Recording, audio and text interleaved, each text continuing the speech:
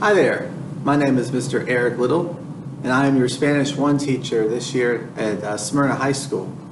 I'm a new teacher here on campus, but I have taught other places before, most recently at Antioch High School, and then a few years ago was the Spanish instructor at Martin Methodist College, and I've taught at MTSU. So it's not my first time teaching, but I usually am in college setting. So I know that foreign language in general and Spanish sometimes can be intimidating. Students say, I don't know Spanish. Parents say, I took Spanish and I can't remember how to say anything. First off, I want you to calm down and be assured, because you already know a lot of Spanish. You say, no, I don't know much, but think of it. You can say hola. You might be able to say buenos dias. You can probably count 1 to 10. Most students can coming in, thanks to Sesame Street.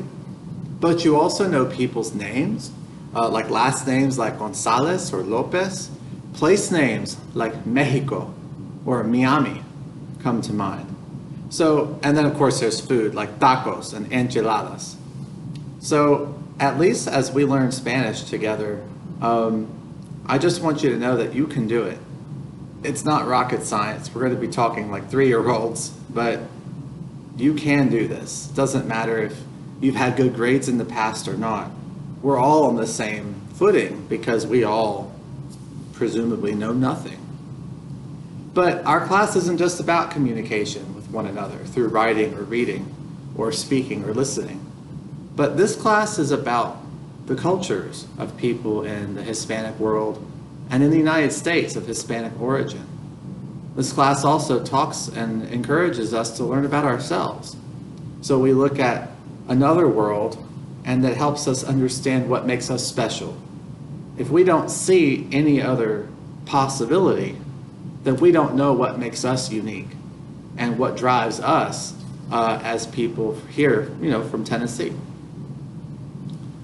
So we're going to develop a lot of important critical thinking skills as we do these comparisons and contrasts. And the whole idea is for us to prepare that the student, the student, would be able to prepare for a life that you dream of, and to be who you want to be. It doesn't matter if you want to go to college or not, or maybe vocational school, an apprenticeship, you want to be an entrepreneur, you want to go to the military, or you just want to enter the workforce for a few years. Spanish can and will be very useful for you. It will get you so far if you learn even some Spanish at your time in Smyrna High School.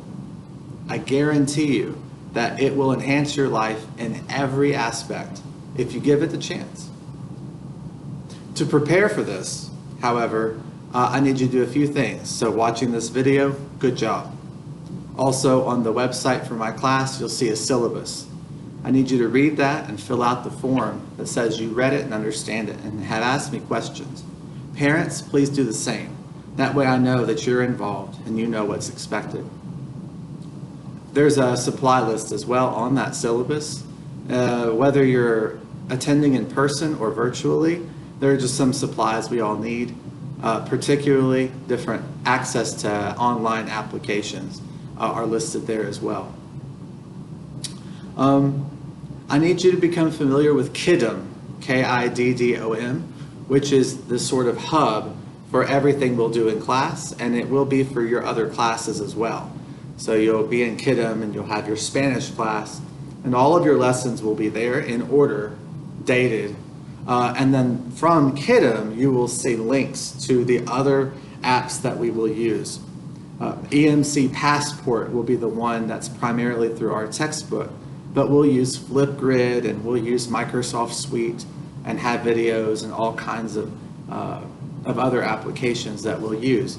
But Kittem is your sort of first go-to place in this class. And then of course you all know Skyward, I believe. It's new for me, but Skyward is your online guide to your grades, attendance, and things like that. So I know it's probably obvious at this point, this year's a little different. Most everything is going to be done online and paper-free.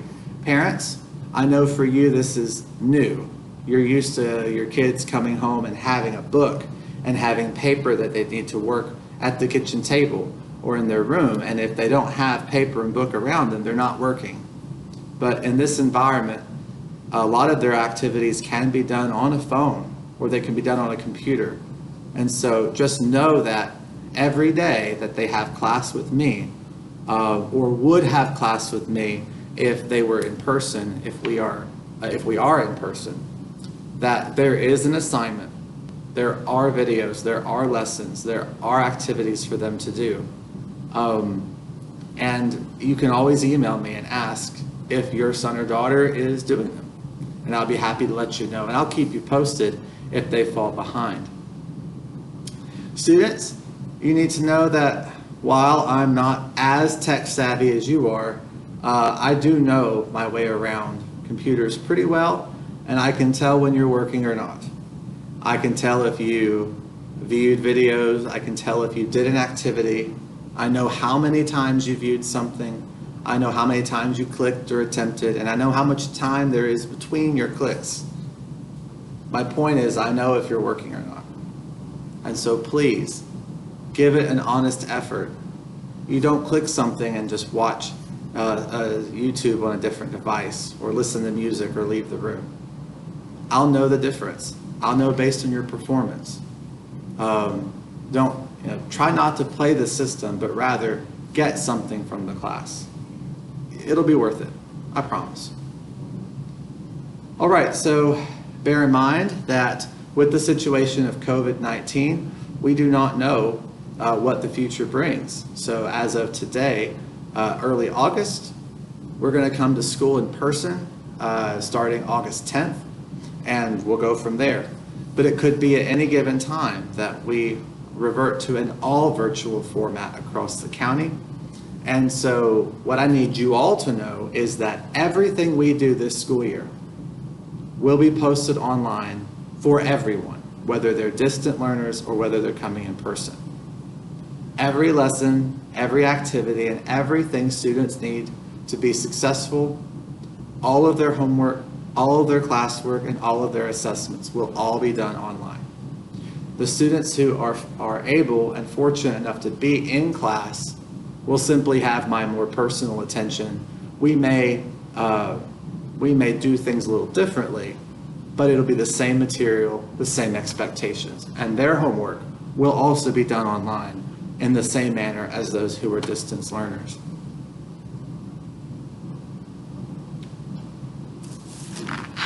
Also, I expect that there be very good consistency.